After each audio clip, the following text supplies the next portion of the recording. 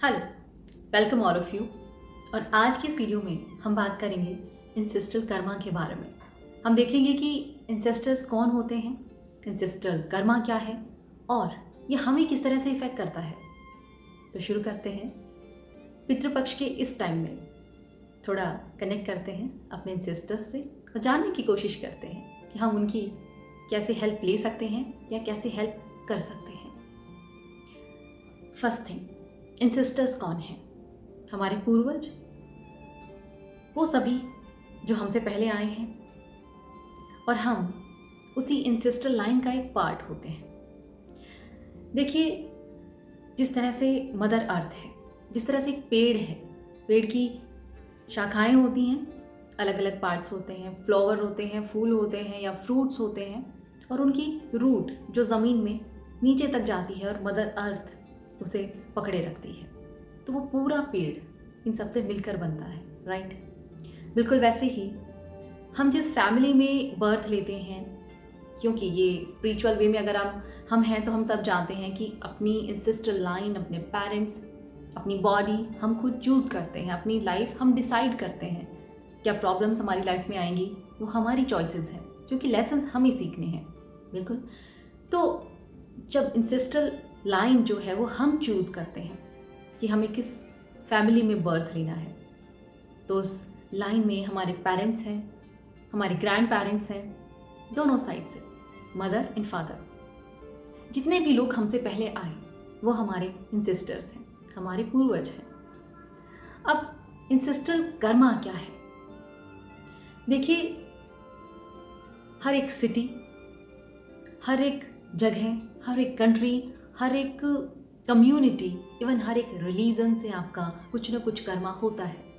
अगर आप किसी पर्टिकुलर कास्ट में आते हैं, किसी पर्टिकुलर रिलीजन में आते हैं, तो इसका मतलब कहीं ना कहीं उससे आपका एक एनर्जी कनेक्शन है। वो एनर्जी कनेक्शन नेगेटिव हो सकता है, पॉजिटिव हो सकता है, और उसको रिलीज करने के लिए या उससे सीखने के लिए हम उस पर्टिकुलर कंट्री में, उस पर्टिकुलर स्टेट में या फिर जगह पर और उन लोगों के बीच में आते हैं, बर्थ लेते हैं, सीखते हैं। लेकिन जब हम अपना बर्थ चूज़ करते हैं तो हम इस बात से कम्प्लीटली अवेयर होते हैं कि उस पर्टिकुलर लाइन में, उस पर्टिकुलर एंसेस्ट्रल लाइन में जहाँ हम जाने वाले हैं, उस लाइन के भी कुछ अपने कर्मा हैं।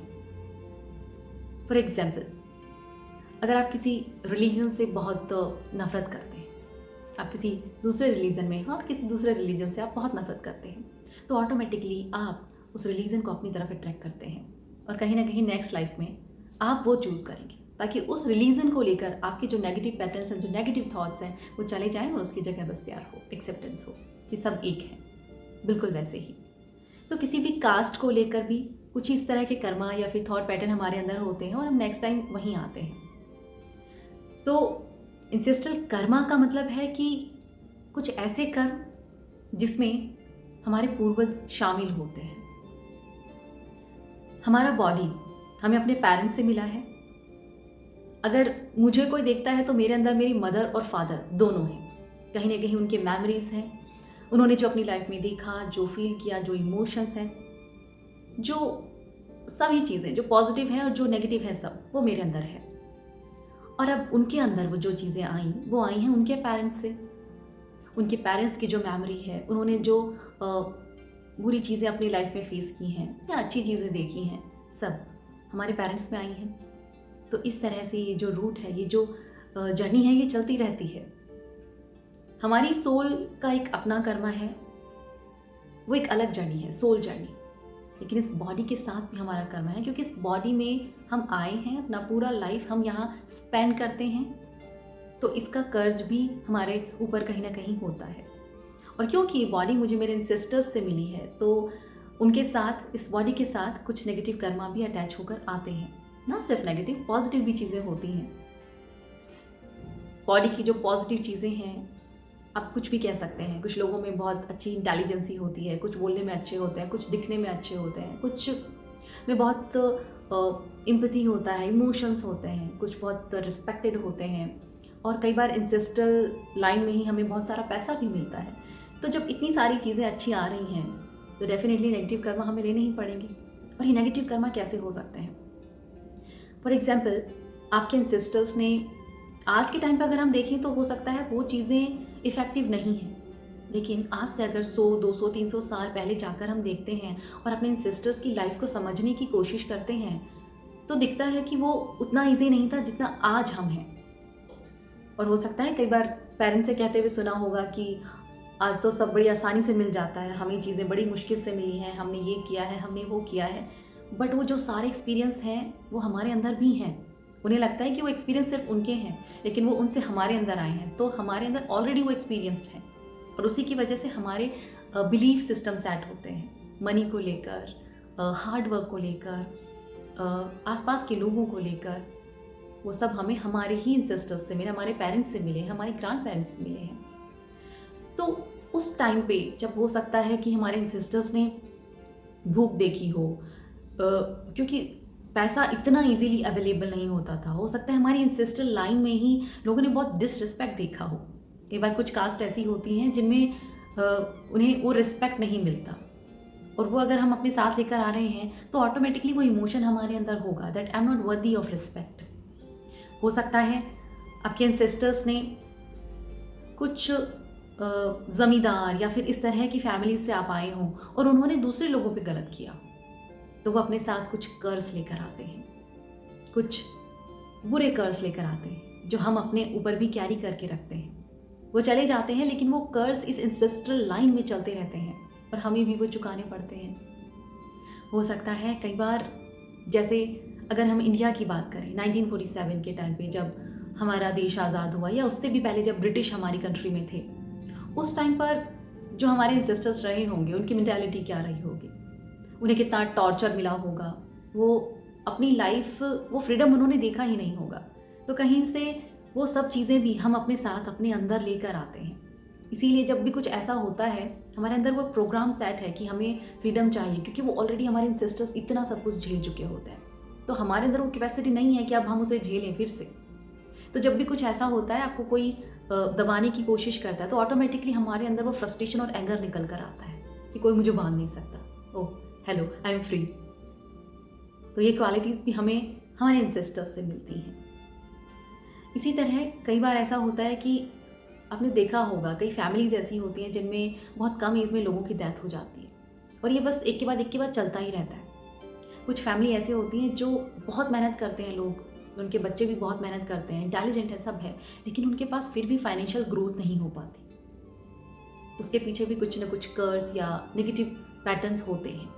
कुछ फैमिली ऐसी होती हैं जिनमें सोशल एंजाइटी होता है, बाहर जाकर लोगों से मिलना जुलना, कुछ फैमिलीज़ में ऐसा नहीं होता, वो भी कहीं ना कहीं उनके पीछे से आता है, इंसेस्टर्स पैटर्न से आता है। तो इस तरह बहुत सारी चीज़ें, बहुत सारे कर्मा हैं जो हम अपनी लाइन से लेते हैं, हम अपने पेरेंट्स से लेते हैं। कई बार अगर नोट करें तो कुछ लोगों की फैमिली में एक पैटर्न होता है, लाइक मदर साइड से कुछ फैमिली ऐसी होती हैं जिनमें जो फीमेल्स होती हैं वो ज़्यादा एक्टिव होती हैं और मेल उतने एक्टिव नहीं होते। तो वो जो एक्टिवनेस है वो भी कहीं ना कहीं हमारे अंदर हमारे फीमेल एंसेस्टर्स से आती है। कई बार आप देखेंगे कि कुछ एडिक्शन होता है पूरी फैमिली में, ग्रैंडफादर में, फादर में, फिर सन में आता है, वो कंटिन्यूअस होता है। बिल्कुल ये भी एंसेस्ट्रल पैटर्न है, एंसेस्ट्रल कर्मा है। तो इस तरह से एंसेस्टर्स के जो कर्मा है वो भी हमें इफेक्ट करते हैं। इसे एस्ट्रोलॉजी में पितृदोष के नाम से जाना जाता है, लेकिन क्योंकि लोगों में इसको लेकर अवेयरनेस नहीं है, तो पितृदोष को आप ऐसा समझेंगे कि हमारे इंसेस्टर्स हमें नुकसान पहुंचाना चाहते हैं या वो हमें कुछ गलत कर रहे हैं। बिल्कुल ऐसा नहीं होता है। इंसेस्टर्स कभी आपको दुखी या परेशान नहीं देखना चाहेंगे, बट वो हम हैं जो उनके नेगेटिव पैटर्न्स को कैरी किए हुए हैं, और उसी का रिजल्ट हम अपनी लाइफ में देख रहे हैं। और वो इसलिए कैरी किए हुए हैं क्योंकि वो हमारी जीन में, हमारे डीएनए में है, और डीएनए से उन नेगेटिव बिलीफ को रिलीज़ किया जा सकता है, जिसे हम कहते हैं इंसेस्ट्रल हीलिंग। इंसेस्ट्रल हीलिंग के थ्रू हम अपने इंसेस्ट्रल कर्मा को रिलीज़ कर सकते हैं। हिंदू रिलीजन में अगर आप देखें तो पितृपक्ष में दान देने का बहुत पुण्य समझा जाता है, माना जाता है। दान का मतलब बिल्कुल वही होता है, जब आप अपने पितृ के नाम पे, अपने सिस्टर के नाम पे कुछ देते हैं, दैट मीन्स आप वो कर्मा रिलीज़ कर रहे हैं। ये एक तरीका है। इसके अलावा भी बहुत सारे तरीके हैं जिनके जिससे आप अपने एंसेस्ट्रल कर्मा को रिलीज़ कर सकते हैं और आप वो लीडर बन सकते हैं जो अपनी आने वाली जनरेशन को उन कर्मों से फ्री कर सकें और इवन अपने एंसेस्टर्स की ब्लेसिंग्स आप ले सकते हैं, क्योंकि जब आप उन्हें इन थॉट पैटर्न से फ्री करते हैं तो कहीं ना कहीं वो पीस उन्हें भी मिलता है। ये सिर्फ आपके लिए नहीं, आपकी गई हुई जनरेशन और आने वाली जनरेशन दोनों के लिए ज़रूरी होता है और बहुत इफ़ेक्टिव होता है। ये मैंने आपको दोनों तरह से एक्सप्लेन किया, स्पिरिचुअल वे में भी और साइंटिफिक वे में भी, क्योंकि साइकोलॉजिस्ट भी इस चीज़ पे वर्क करते हैं। एक एग्जाम्पल मैं आपको देती हूँ। एक थेरेपी में एक यंग मैन थे जिनको प्रॉब्लम थी कि उन्हें बहुत बर्डन फील होता था अपनी शोल्डर्स पे, बहुत बर्डन फील होता था और चेकअप करवाया, मेडिकल चेकअप लिए, बट कुछ रिजल्ट नहीं समझ में आ रहा था कि इसका सोल्यूशन क्या है। कई साल हो गए और जब उन्होंने थेरेपी ली, थेरेपी में पता चला कि जब उन्हें रिग्रेस किया गया उसमें उन्होंने देखा कि उनके जो फादर थे उन्हें भी सेम इशू था, उन्हें भी शोल्डर्स में बहुत पेन रहता था, बहुत बर्डन फील होता था, और सेम उनके ग्रैंडफादर। और अब उसमें पता चला कि क्योंकि उनके ग्रैंडफादर उस टाइम जर्मनी के वॉर में एक वॉरियर थे और जो डेड बॉडीज़ होती हैं वो उन्हें उठाकर अपने कंधों पे उठाकर उन्हें इधर से उधर पहुंचाया करते थे। ऐसा जनरली वॉर में होता है। और जब वो इमोशन बहुत हैवीली हम कैच कर लेते हैं, हम अपने आप को इमोशनली जब उस कर्मा से, उस वर्क से रिलेट कर लेते हैं, तो वो हमारे कॉन्शियसनेस में चला जाता है और जब वो कॉन्शियसनेस में जाता है तो हम आगे उसको ट्रांसफ़र करते रहते हैं। तो बिल्कुल ऐसा ही हुआ और जब वो मेमोरी रिलीज़ किया गया, जब वो एंसेस्ट्रल कर्मा रिलीज़ किया गया, तो ऑटोमेटिकली उनका जो शोल्डर पेन था, जो उनका हैवीनेस था, बर्डन था, वो रिलीज़ हो गया। इस तरह से साइकोलॉजिस्ट भी एंसेस्ट्रल हीलिंग को यूज़ करते हैं, बिल्कुल वैसे ही जैसे हमारे रिलीजन में पितृपक्ष की मान्यता है। देखने का, समझने का नज़रिया अलग है, बट चीज़ें और इनके सॉल्यूशन और ये रास्ता कहीं ना कहीं एक ही जाकर मिलता है, एक ही जगह जाकर मिलता है। अब इसका एक और स्पिरिचुअल एस्पेक्ट मैं आपको बताती हूँ। हमारा जो रूट चक्र है, जो हमारे स्पाइन के लास्ट में होता है, रूट चक्र रिप्रेजेंट करता है हमारे एंसेस्ट्रल कर्मा को। देखिए, मोस्टली जो मैक्सिमम हमारे नेगेटिव कर्मा होते हैं, नेगेटिव या पॉजिटिव दोनों ही, वो नीचे के 3 चक्रों से रिलेटेड होते हैं, रूट चक्र, सैक्रल चक्र और सोलर प्लेक्सस चक्र। तो एंसेस्ट्रल हीलिंग बेसिकली हमारे रूट चक्र से कनेक्टेड होती है और जब हम रूट चक्र को हील करते हैं तो भी हमारे एंसेस्ट्रल कर्मा रिलीज होते हैं, या फिर एंसेस्ट्रल कर्मा जब रिलीज करते हैं तो हमारा रूट चक्र हील होता है, ओपन होता है। रूट चक्र बेसिकली रिप्रेजेंट करता है आपकी फिजिकल बॉडी को, आपके सर्वाइवल को, आपकी सेफ्टी, सिक्योरिटी को, मनी को, जो भी फिजिकल नीड्स हमारी होती हैं उन सबको। अब दूसरा साइड ये आता है कि अगर किसी एंसेस्ट्रल लाइन में बहुत सारे नेगेटिव कर्मा हैं तो हम उसे क्यों चूज़ करते हैं। मैंने क्यों चूज़ किया कि मैं उस पर्टिकुलर लाइन में आऊँ और वो कर्मा मैं फेस करूँ। डेफिनेटली इसके पीछे भी हमारे प्लान्स होते हैं, इसके पीछे हमारे लेसन्स होते हैं और कुछ हमारे भी नेगेटिव कर्मा होते हैं जो उस लाइन में हमें सीखने हैं। और जब वो हम सीख लेते हैं तो हमें मौका मिलता है उन चीज़ों को रिलीज़ करने का। और अगर कॉन्शियसली हम चूज़ करते हैं कि हाँ, मुझे वो चीज़ें रिलीज़ करनी है, तो ना सिर्फ हम अपने आप को, अपनी एंसेस्ट्रल लाइन को तो नेगेटिव कर्मों से रिलीज़ करते हैं। अब आता है कि हम कैसे पता करें कि कौन से ऐसे एंसेस्ट्रल कर्मा हैं जिन पे हमें वर्क करने की या रिलीज़ करने की ज़रूरत है। इसके लिए थोड़ी सी प्रैक्टिस की ज़रूरत है, थोड़ा टाइम देना होगा, कुछ सोचना होगा, जानना होगा, विचार करना होगा। और देखिए अपनी लाइफ में ऐसी क्या चीज़ें हैं जो आपके लिए ब्लॉकेजेस हैं, और फिर वही सेम अपनी पेरेंट्स में देखिए कि ऐसी क्या चीज़ें थी जो उन्होंने फेस की हैं। हो सकता है कि जो मैं फेस कर रहा हूँ वो चीज़ें मेरी नहीं हैं, वो मैंने अपने पेरेंट्स से ली हैं। और फिर देखिए क्या सेम चीज़ें आपके ग्रैंड पेरेंट्स में हैं, क्या सेम चीज़ें एक के बाद एक रिपीट हो रही हैं। एग्जाम्पल के साथ समझते हैं। हम फाइनेंस को लेकर देखते हैं, मनी सिक्योरिटी को लेकर समझते हैं, ठीक है।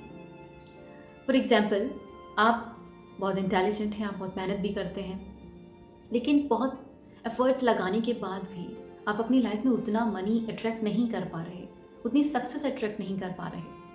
हो सकता है कि कहीं ना कहीं आपकी एंसेस्ट्रल लाइन में एक नेगेटिव बिलीफ सेट है कि मुझे कि पैसा बड़ी मुश्किल से मिलता है। पैसा कमाने के लिए ना बड़ी मेहनत करनी पड़ती है, दिन रात लगे रहना पड़ता है। जब आप देखेंगे ना अपनी इंसिस्टर लाइन में अपने पेरेंट्स को, तब समझ में आएगा कि उन्होंने भी सेम यही किया है, और उनके मुंह से कभी कभी आपने बातें सुनी भी होंगी। और अगर आप और पीछे जाएंगे कि आपके पेरेंट्स के अंदर ये चीज़ें कहाँ से आई, तो अब अपने ग्रैंड पेरेंट्स को देखिए, दोनों sides, mother side and father side. तब आप देखेंगे हो सकता है उन्होंने कभी लेबर का काम किया हो या फिर बहुत मेहनत करी हो सकता है फार्मर्स की तरह, किसी भी तरह से, और उन्हें जो पैसा मिला सर्वाइवल के लिए, खाने के लिए, वो बड़ी मुश्किल से मिला। तो क्योंकि उन्होंने अपनी पूरी लाइफ उस सर्वाइवल मोड में निकाली है, तो उनके लिए डेफिनेटली पैसा बड़ी मुश्किल से मिलता है। लेकिन आज उसको अब आगे तक हम लेकर आते हैं, अपने तक लेकर आते हैं, तो देखेंगे कि मैं एजुकेटेड हूँ, मेरे पास माइंड है, मेरे पास इंटेलिजेंसी है, मेरे पास एफर्ट्स भी हैं, तो फिर मुझे उस तरह की हार्डवर्क की ज़रूरत नहीं है। आज के सिनेरियो में वो थॉट मेरे लिए गलत हो जाता है। मैं स्मार्ट वर्क कर सकता हूँ, मेरे लिए चीज़ें अलग हो सकती हैं, ज़रूरी नहीं कि मैं वो पैटर्न आगे लेकर जाऊँ। तो जब उस नेगेटिव बिलीफ को आप हील करते हैं, that is basically negative Karma, ancestral Karma, तो जब आप उसको रिलीज़ करते हैं, आपकी लाइफ में वो चेंज नज़र आने लगते हैं। ये हुई एंसेस्ट्रल कर्मा की बात। तो अब हम देखते हैं कि इस तरह से सबकी लाइफ में, सबकी एंसेस्ट्रल लाइफ में, एंसेस्ट्रल लाइन में कुछ ना कुछ कर्मा ज़रूर होते हैं। आपने सुना होगा कि कहा जाता है एस्ट्रोलॉजी में कि आपको पितृदोष है। लेट मी टेल यू, हम सबको पितृदोष होता है, क्योंकि किसी की भी एंसेस्ट्रल लाइन बिल्कुल पॉजिटिव बिलीफ से तो नहीं भरी है। सब में कुछ ना कुछ नेगेटिव कर्मा तो रहे होंगे, डेफिनेटली रहे होंगे। या तो वो एज ए विक्टिम रहे होंगे, या तो फिर उन्होंने किसी के साथ गलत किया होगा। तो डेफिनेटली वो कर्मा तो आते हैं, इसीलिए हम सबको पितृदोष होता है। तो बेसिकली उससे घबराने की या डरने की ज़रूरत नहीं होती, बट इस चीज़ को समझने की ज़रूरत है कि हम उनको कैसे रिलीज़ कर सकते हैं, कैसे फ्री कर सकते हैं, और अपने आप को उस नेगेटिव एनर्जी से, उस नेगेटिव बिलीफ से कैसे फ्री कर सकते हैं। ठीक है, इंसिस्टर्स भी हमसे कई बार कनेक्ट करने की कोशिश करते हैं। जब देखिए, जब एंसेस्टर्स हमसे कनेक्ट करने की कोशिश करते हैं, उसके पीछे कुछ रीजंस ऐसे होते हैं कि उन्हें हमारी हेल्प चाहिए होती है। और वो क्यों? देखिए, जब भी कोई इस दुनिया से जाता है, कुछ ना कुछ हैवी इमोशंस अपने साथ लेकर जाता है, राइट? और मान लीजिए कि आप ही के किसी ग्रैंड पेरेंट या पेरेंट में से किसी की डेथ हुई और उनकी कुछ इच्छाएं जैसे अधूरी रह जाती, या फिर उन्होंने कुछ ऐसा गलत किया होता है कि वो गिल्ट या फिर वो कुछ भी उनके अंदर रह जाता है, और तब वो आपसे कांटेक्ट करते हैं क्योंकि वो चाहते हैं कि, क्योंकि वो जब ऐसा करते हैं तो किसी एक पर्टिकुलर रिल्म में वो नेगेटिविटी उन्हें मिल रही होती है और वो वहाँ पे फंस जाते हैं। तब वो आपसे कांटेक्ट करने की कोशिश करते हैं कि please do something for me, कि ताकि आप उनके लिए कुछ करें और वो कर्मा उनका रिलीज हो, ताकि वो फ्री हो सके, वो आगे जा सके। ठीक है, अब वो जब कांटेक्ट करते हैं, हो सकता है कि वो आपके इंट्यूशन के थ्रू कांटेक्ट करें, लेकिन अगर आप मेडिटेशन नहीं करते हैं, अगर आपका माइंड क्लियर नहीं है, तो आप उनके थॉट्स को इतना इजीली कैच नहीं कर सकते। लेकिन जो लोग साधना में हैं या मेडिटेशन करते हैं, उनके लिए बहुत ईजी है, सिस्टर्स के लिए बहुत ईजी है उनसे कनेक्ट करना और उनसे अपनी बातें कहना और जो भी वो चाहिए उनको, ताकि वो हम कर सकें, वो ईजी रहता है। दूसरा तरीका ये है कि सिस्टर्स आपसे कनेक्ट करते हैं ड्रीम्स के थ्रू, और ये मैक्सिमम मुझे लगता है कि हम सभी के साथ होता है कि हमें हमारे एंसेस्टर्स के या पेरेंट्स के या ग्रैंड पेरेंट्स के सपने आते हैं। लेकिन याद रखिए, वो ड्रीम्स का मीनिंग समझना एक अलग चीज़ है। वो बिल्कुल वैसा नहीं होता जैसा लाइक हम फिजिकली हैं कि किसी ने आके मुझसे कहा भाई मुझे ये चाहिए, मेरे लिए ये कर दो, दैट्स इट। इस तरह से ड्रीम्स नहीं आते हैं। ड्रीम्स ऐसे होते हैं कि वो ड्रीम हम ही क्रिएट करते हैं, लेकिन वो हमारे ड्रीम के बीच में आते हैं, तो वो हमें कुछ एक्सप्लेन करना चाहते हैं, समझाना चाहते हैं। कई बार हम समझ पाते हैं, कई बार नहीं समझ पाते हैं, बट जब भी ऐसा होता है वो आपके ड्रीम्स में आते हैं, तो उनके लिए थोड़ा बहुत कुछ भी आप कर सके तो वो ज़रूर करिए। जिन लोगों को मेडिटेशन या हीलिंग के बारे में कुछ नहीं पता है, वो जनरली फूड डोनेट कर सकते हैं, दैट्स इट। जब आप कुछ उनके नाम से जब आप कुछ रिलीज़ करते हैं अपने हाथों से या अपनी मेहनत के पैसे से, तो डेफिनेटली वो कर्मा रिलीज़ होता है और उन्हें थोड़ा फ्रीडम मिलता है। ठीक है, ये तो हुआ एंसेस्टर्स कैसे कनेक्ट करते हैं इसकी बात। और अगले वीडियो में हम बात करेंगे एंसेस्ट्रल हीलिंग के बारे में, कि आप इन इंसिस्टेंट कर्मा को कैसे रिलीज़ कर सकते हैं, कैसे खुद की और अपने सिस्टर्स की हेल्प कर सकते हैं, और इससे भी ज़्यादा आप कैसे अपने सिस्टर्स की ब्लेसिंग ले सकते हैं। याद रखिए, बिल्कुल वैसे ही जैसे गॉड है, जिन देवी देवता को आप मानते हैं, बिल्कुल वैसे ही सिस्टर्स भी आपकी बहुत हेल्प कर सकते हैं। जब आप उनके लिए कुछ करते हैं तो वो ब्लेसिंग्स आपको देते हैं, और वो ब्लेसिंग्स आपकी लाइफ में अमेजिंग चेंज ला सकती है। आज के लिए बस इतना ही। Thank you.